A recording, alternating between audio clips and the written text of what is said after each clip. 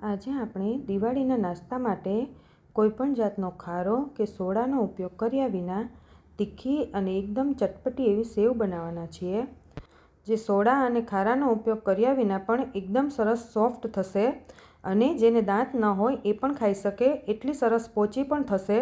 તો ચાલો કેવી રીતે બનાવવું એ જોઈ લઈએ। તો પહેલાં આપણે એક મસાલો બનાવી લેવાનો છે। તો તેના માટે એક મિક્સર જારમાં 1 ચમચી જેટલા લવિંગ, 1 ચમચી મરી અને 1 ચમચી જેટલો અજમો અને 1 ચમચી જેટલા ચીલી ફ્લેક્સ એડ કરી દેવાના છે। તમે ચીલી ફ્લેક્સ એડ ન કરવા હોય તો જે લાલ સૂકા મરચાં આવે તેના બી સાથે જ તેને એડ કરી દેવાના અને ફાઇન પાવડર કરી લેવાનો। પછી આપણે 2 કપ બેસન લેવાનો છે।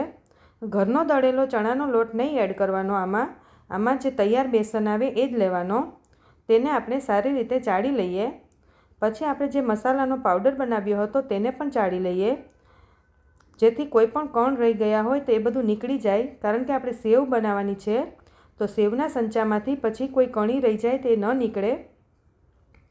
પછી આપણે તેમાં સ્વાદ પ્રમાણે મીઠું એડ કરી દઈએ, અડધી ચમચી જેટલી હિંગ એડ કરી દઈએ, અડધી ચમચી જેટલી હળદર, અડધી ચમચી જેટલું લાલ મરચું। તમારે સેવ કેટલી તીખી ખાવી છે એ પ્રમાણે તમે લાલ મરચું એડ કરી શકો છો। પછી આપણે તેમાં 6 ચમચી જેટલું તેલ એડ કરવાનું છે। મેં અહીંયા ઘરની જે આપણે નોર્મલ ચમચી આવે એ જ લીધી છે, તો એ જ આપણે 6 ચમચી જેટલું એડ કર્યું છે। જે આપણે નોર્મલ સેવ બનાવતા હોય તો એમાં આપણે ઘણીવાર તેલ નથી નાખતા અને નાખીએ તો પણ 1 ચમચી જેટલું જ એડ કરીએ છીએ। અહીંયા આપણે તેલનું પ્રમાણ થોડું વધારે રાખવાનું, જેથી એકદમ સરસ ખાવામાં સોફ્ટ બને। હવે આપણે બધો જ તેલને સારી રીતે મિક્સ કરી લઈએ।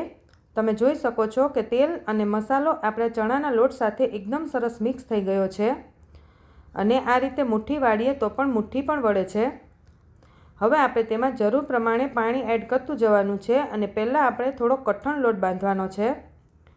એકદમ એકસાથે ઢીલો લોટ નહીં કરી નાખવાનો, પહેલાં આપણે થોડો કડક લોટ રાખવાનો। આ રીતે લોટ આપણો એકદમ સરસ કડક થઈ ગયો। હવે જ્યારે આપણે સેવ બનાવી હોય ત્યારે આપણે લોટને આ રીતે થોડું થોડું પાણી એડ કરતું જવાનું અને એકદમ મસળતું જવાનું છે।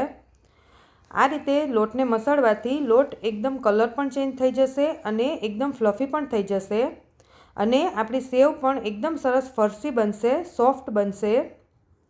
આ રીતે આપણે થોડું થોડું પાણી એડ કરતું જવાનું છે અને લોટ આપણો એકદમ આ રીતે સોફ્ટ બની જશે।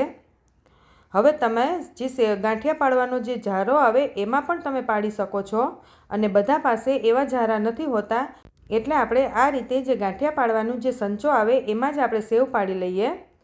સેવ તમારે કેટલી જાડી કે ઝીણી રાખવી છે એ પ્રમાણે તેની જાડી આપણે રાખી દેવાની। હવે મેં અહીંયા જે મીડિયમ સાઇઝની જાડી આવે એ એડ કરી છે। રતલામી સેવ થોડી જાડી હોય છે। હવે આપણે એકદમ ગરમ તેલમાં આ રીતે પાડી લેવાની સેવ અને તેને પહેલાં 2 થી 3 મિનિટ માટે આ રીતે એમ જ ચડવા દેવાનું, પછી તેને પલટાવવાનું। બંને સાઈડ આ રીતે થોડું ગોલ્ડન બ્રાઉન થાય ત્યાં સુધી આપણે તળી લઈએ। આ સેવને ચડતા વાર પણ નથી લાગતી। 3 થી 4 મિનિટમાં જ સેવ એકદમ સરસ તૈયાર થઈ જશે। તમે જોઈ શકો છો કે સેવ આપણી તૈયાર થઈ ગઈ। તો હવે આપણે એ જ રીતે બધી જ સેવને તૈયાર કરી લેવાની છે। હવે આપણે તેને થોડી પ્રેસ કરીને થોડી કટકા કરી લઈએ। રતલામી સેવ તમે રેડીમેડ જોઈ હશે, થોડો કટકાવાળી હોય છે, આ રીતે આખી નથી હોતી। રતલામી સેવ ખાવામાં થોડી તીખી અને ચટપટી હોય છે। તમે આને બાળકોને લંચ બોક્સમાં પણ આપી શકો છો।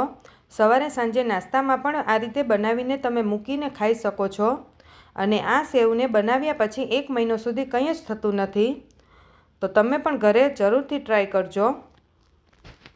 આ સેવ એકદમ ફટાફટ બની પણ જાય છે અને બનાવવી પણ એકદમ સહેલી છે, તો જરૂરથી ટ્રાય કરજો।